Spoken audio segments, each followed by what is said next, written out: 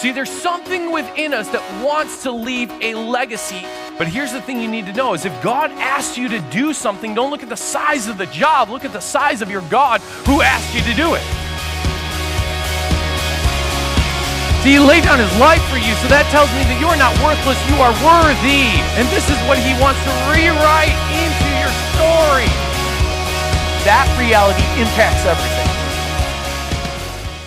Well, welcome all your small groups that are gathering us for week 3 of Mistaken Identity. I continually am hearing such good things that are coming out of the small group discussions as you guys are really wrestling through what does it look like to really walk in your identity as a Christ follower and kind of these different elements. And so week 1, talking about the rule of the inner image. Week 2, the royalty, prince versus pauper. This week, week 3, fear versus faith, kind of doing a head-to-head every week. What's this versus that? What do we have a default to that perhaps we've mistakenly defaulted toward fear this week over faith? Here's what faith is. Hebrews chapter 11, verse 1. Faith is confidence in what we hope for and assurance about what we don't see. Now, this is fascinating. Verse 6, it says, without faith, it's impossible to please God. So this means that we're wired, we are meant to walk in and live in this place of faith. 2 Timothy 1:7 says this, for God has not given us a spirit of fear or timidity, but of power, love, and self-discipline. And that power, love, and self-discipline, we enter into those things as we walk out our faith. As opposed to, once again, he hasn't given us a spirit of fear or timidity. That's not what we're called to.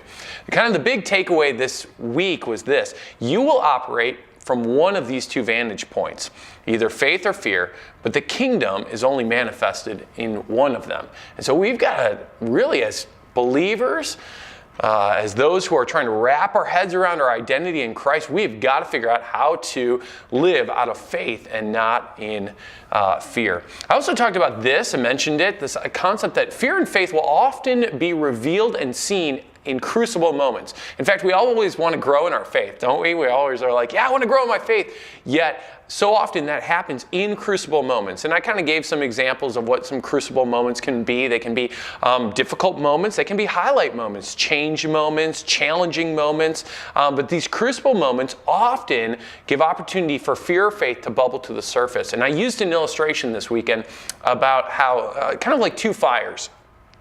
If we imagine that we've got a fire over here that's fear or faith, and the other fire is faith, the fire that will burn is the one that we feed. And so I talked about, are there certain things that maybe by default, totally on accident, we've been fueling actually an identity in fear, let's say, because that's what we're feeding. We just weren't even aware of it. And what I did is I looked at Elijah and really his ministry years that we at least know of and think of for the most part, found in 1 Kings chapter 17 through 19. And because in these chapters we see Elijah as well as some other characters display and manifest both fear and faith. And so we're just going to learn from what they demonstrated, and I'm going to kind of recap and highlight some of the identity axioms that feed into and fuel each of these fires. And so the first identity axiom was this: what you meditate on from the past fuels faith or fear. And so if you remember the story, Elijah is actually one of the prophets that God has told, hey, you're going to give a message to the king, King Ahab, that the land is going to go without rain. It's going to be a drought in the land, and it won't turn back on. The rain won't come until you say so. So, Elijah delivers this message and then goes into hiding. And for 3 years, he's in hiding while the nation is really looking for him this whole time. And what's so interesting is that he finally gets to this place where the Lord tells him it's time to go back now to Ahab and kind of face him, go face to face with him. And he first meets this other guy by the name of Obadiah, who's like kind of the right-hand man to Ahab. And he tells Obadiah, I'm going to go and meet Ahab. Go tell him. And Obadiah responds not in faith at all. Instead, he responds in great fear. And so you've got these 2 guys, Elijah, who's like let's go. I'm going to go and meet Ahab. And you got Obadiah who's like, whoa, don't ask me to do that. And he's freaking out. And here's, as I go back to that identity axiom, what you meditate on from the past fuels faith or fear. Here's the fuel rule is what I'm calling them. Fuel rule, okay? What you meditate, or when you meditate, meditation on provision from the past will fuel faith. This is what Elijah's coming out of. He's coming out of 3 years of watching God actually provide for him. While the whole nation is in the midst of, once again, a famine, the Lord is literally providing from him from ravens and then from this widow. And so he's looking back. He's meditating on the provisions from the past. And so he's walking in faith. While the opposite would be true here, meditation on pain from the past fuels fear. And this is what Obadiah is doing. He's rehearsing the last 3 years while they've been hunting and trying to find Elisha, and how Jezebel, Ahab's wife, has been killing the Lord's people. And all he's doing is he's rehearsing the bad things, and as a result, he's walking in fear. So you got these two guys. One is fueling faith because he's been meditating on God's provision. The other one walking in fear because he's been meditating on the pain from the past. I don't know about you, but when you are facing difficulty in life, we often have a tendency to rehearse something from the past, something from our past that gives us a little bit of grips of what might today or what might my future look like.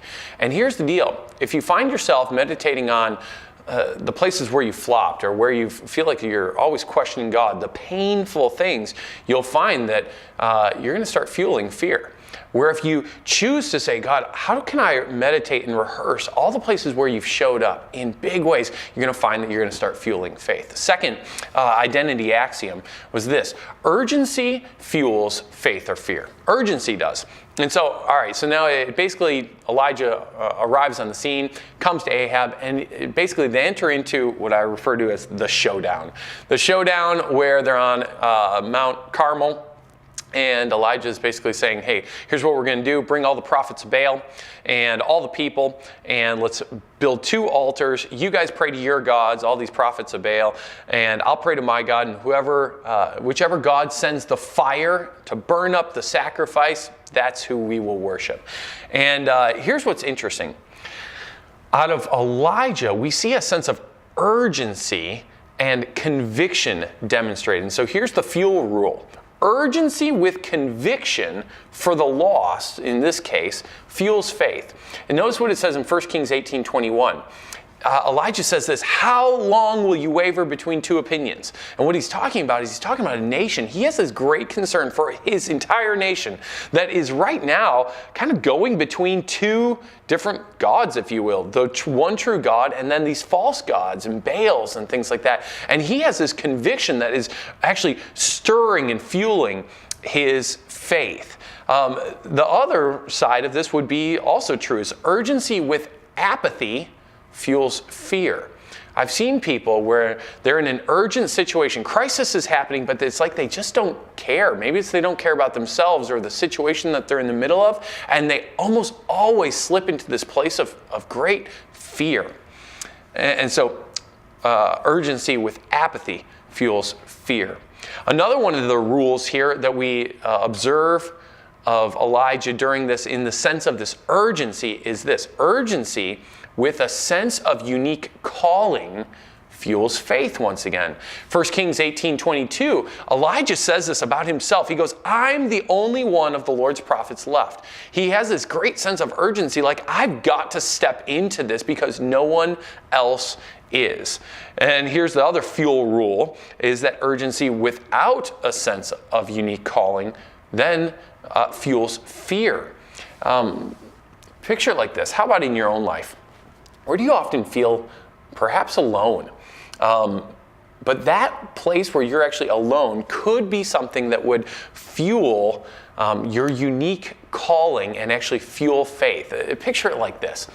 Sometimes we go to work and we go, I'm the only Christian in my workplace. I'm the only person in my neighborhood who seems to know anything about God. I'm the only, if you're a student in my classroom, and we feel like I'm the only one. And here's what often can happen out of the sense of onlyness or oneness, or I feel like I'm the only one, I'm alone, is though that position can drive you to either fear or faith. A lot of times we go to fear because we do this. We go, I'm the only one. And so I feel so overwhelmed.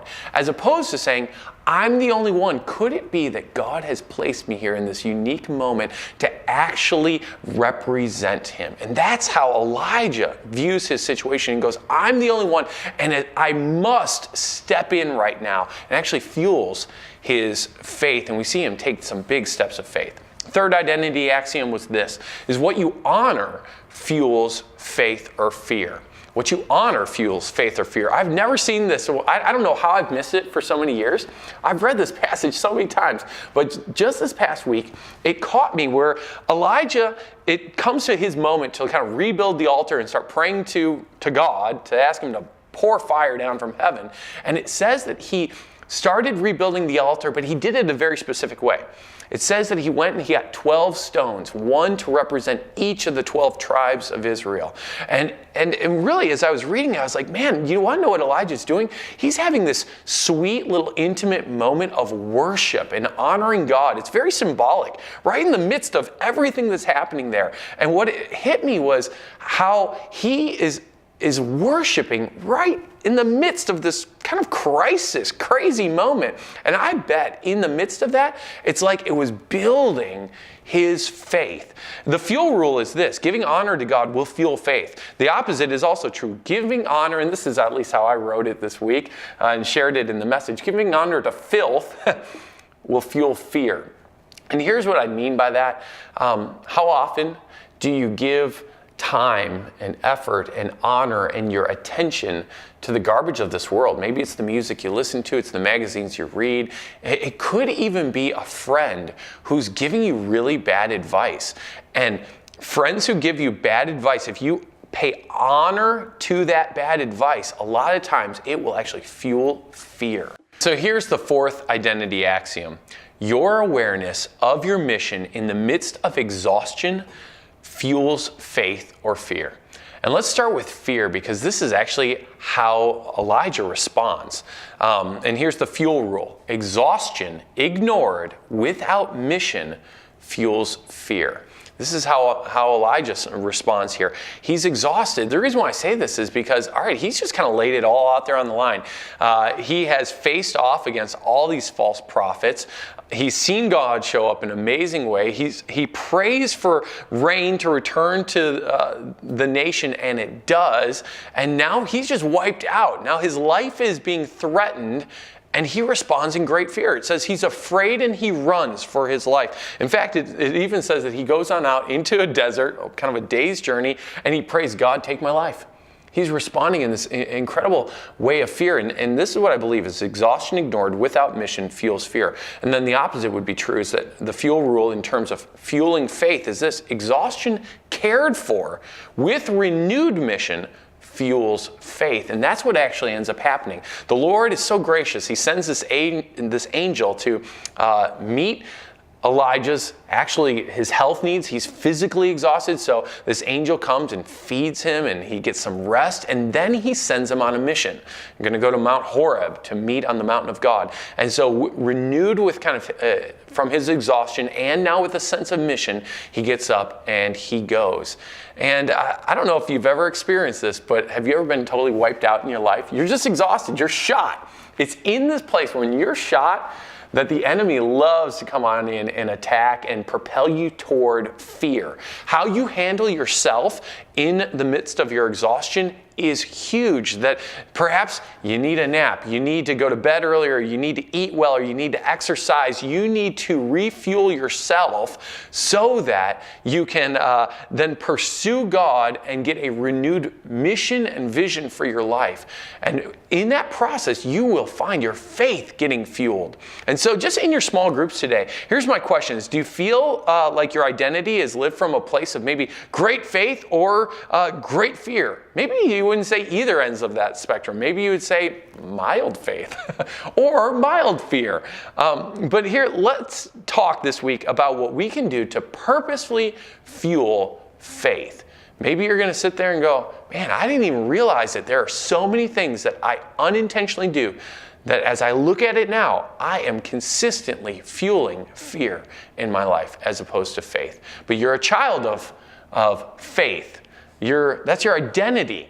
He has not given you a spirit of fear or timidity, but of power, of sound mind, of discipline.